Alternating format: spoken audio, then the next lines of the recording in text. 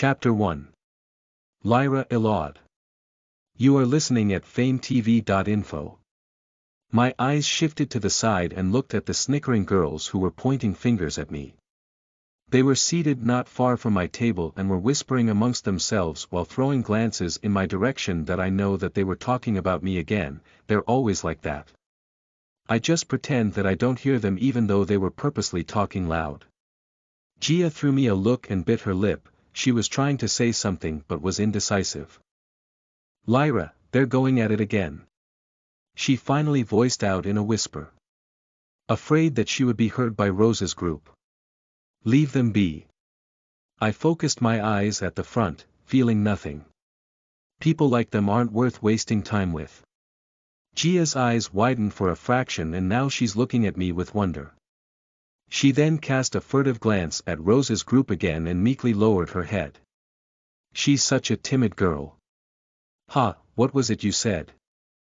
A shrill voice echoed at my side before an arm blocked my vision. Rose leaned down and came up to my face closer. I resisted the urge to turn away. She really doesn't know personal spaces. Her friend surrounded us whilst snickering. Gia's head went even lower and now she's shaking. Yeah, Rose. You're bothering Lyra again. One of our classmates called out. Shut up. Rose replied and glared at him. She then turned her attention to me. You really like acting tough, huh? You think you're so tough, don't you? Rose's index finger pushed my forehead and did it a couple more times. I was getting really annoyed. After more prodding, I snapped and slapped her hand away. Don't touch me. Everyone else around us went silent, and Rose's face flushed in anger. You. She was sputtering, like she forgot what she was going to say. Her arrogance probably waned. Just then, her lips twisted at the sides and looked down at me. Heh. What do you think about my gift to you? Suits you, right? She sniggered that I remembered my locker, which is now filled with rotting trash, and clicked my tongue. I don't know, it was really cheap. My eyes then trained at her and gave her a mocking smile. Figures, it came from a cheap person. The people around us suddenly burst out in laughter and noise filled the room. Some of the boys were hollering. The girls surrounding me and Gia, however, were turning red in anger and embarrassment. She was now glaring at me so hard like she wanted to hit me or something. She had done that before. She's one of those kinds of people who resort to violence whenever they get agitated. It's your loss again today, Rose. You should stop now. A classmate remarked. Rose glared at me one more time and left, bumping my shoulders as she went. Her friends followed her behind and also gave me the eyes. After they all went away, Gia looked at me with those same shining eyes as earlier again. You're so cool, Lyra. She whispered. I want to be like you. I offered her a gentle smile and patted her head. After class, I was walking down the stairs when someone suddenly pushed me. I almost fell down. Good thing I grasped the railings fast enough to save my life. I then turned around to see who it was and saw someone's retreating form. Of course, that someone would be Rose. She's really pushing it now, no pun intended. Is she seriously willing to be a criminal? I stood up straight and gathered my composure. My heart was beating loud in my ears and I was slightly shaking. I almost had an accident that I heaved a deep breath as I straightened my back. If I had fallen down, I would roll a couple more times before finally hitting the floor. There's a big chance that I would have a broken bone if I am lucky. And a bigger chance of dying if I had hit my head. That stupid b.tch. The sky was already turning dark. I was walking along the sidewalk when I noticed a sign. Apparently, there's a book sale.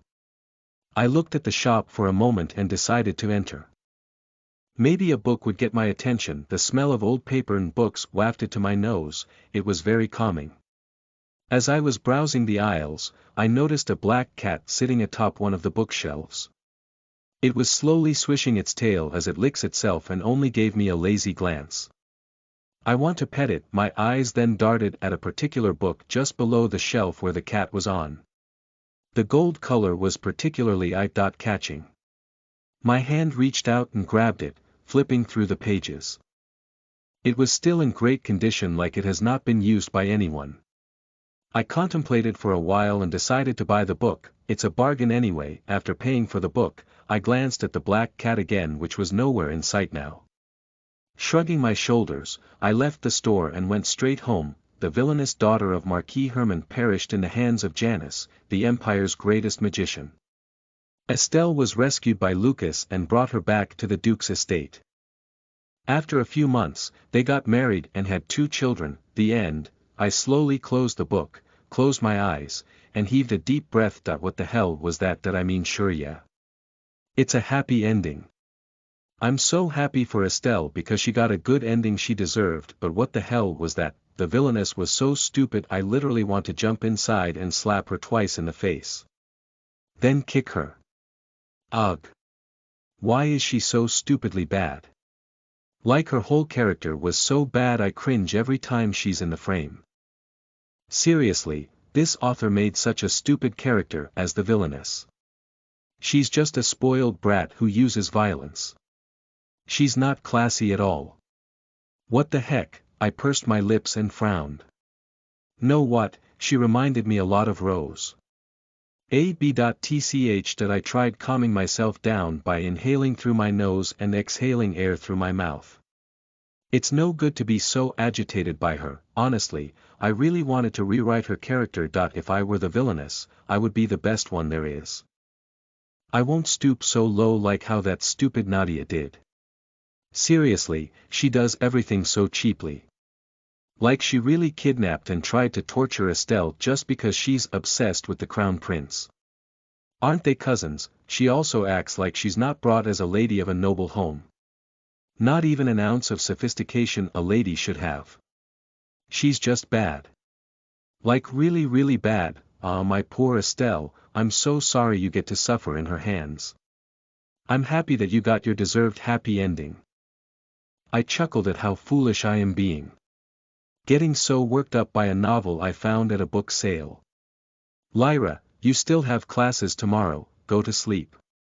My mom shouted while banging my bedroom door. I'm sleeping.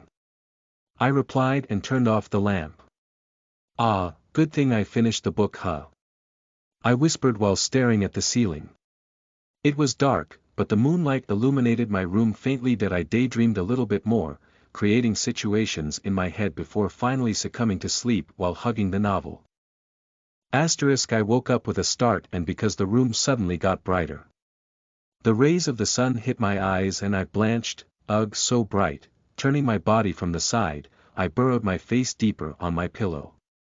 It was such a good pillow, so soft and silky to the touch. Wow, when did my pillow become like this? My bed feels more comfortable too, like I'm lying on a pile of clouds. Ah, so soft. Milady, the bath is ready. A voice suddenly said, "Huh, milady."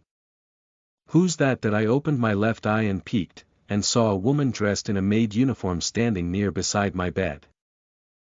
Who is she? I stretched out and sat up groggily. I rubbed my eyes and looked around.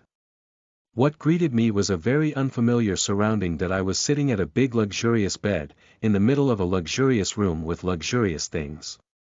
My eyes drifted at the high ceilings, the big expensive looking paintings, and to the stiff looking maid at my bedside.